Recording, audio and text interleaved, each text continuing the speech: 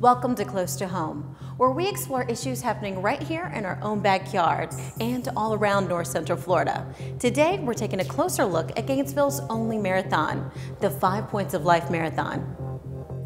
Gainesville is very active, have a lot of runners, and we haven't had a marathon since the 70s. So we were at Starbucks and we were talking about it one day and figured, wow, we could do that. We could have a marathon here. It's been 30 years since Gainesville had a marathon, and Life South has now started these races the last couple of years. I think this is the 4th year of the event. And it's something that's, it's really nice that we have here in this community. There's a lot of runners in Gainesville. It's a very young, active community here, and there are hundreds of people that come out to do this race. The marathon course travels all over Gainesville, including through campus and even inside the University of Florida Stadium. The marathon is 26.2 miles, so you really are going to see a lot of Gainesville out there that morning. Every year the participation in the half and the full has increased. One of those participants is Debbie LeBud.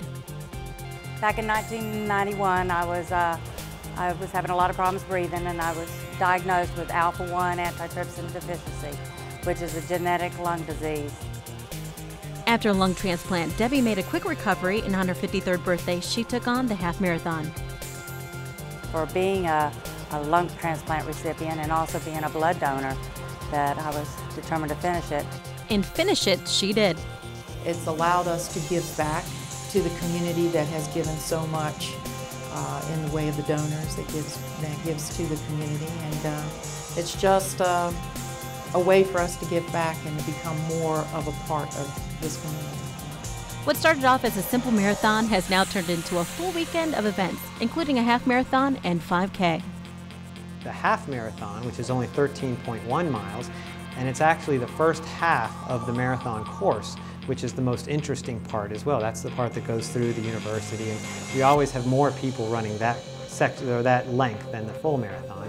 And there's even a 5K for either kids that are now in high school and are a little too old to do the kids marathon, or people that are just starting out in their running career and don't want to push themselves that hard.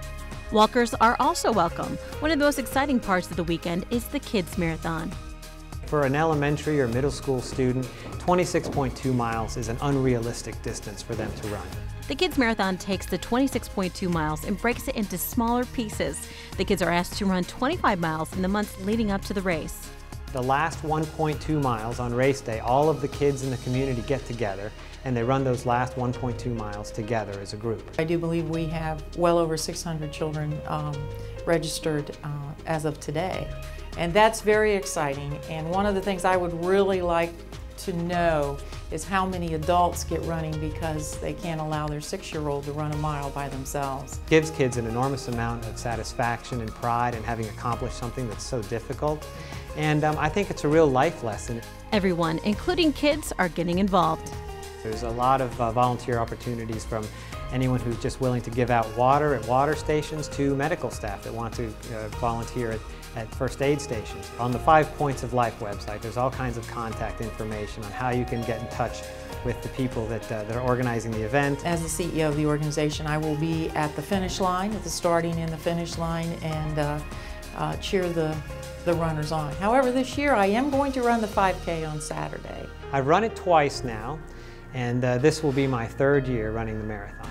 To get involved or learn more, visit 5pointsoflife.org. I'm Lisa St. John for Close to Home.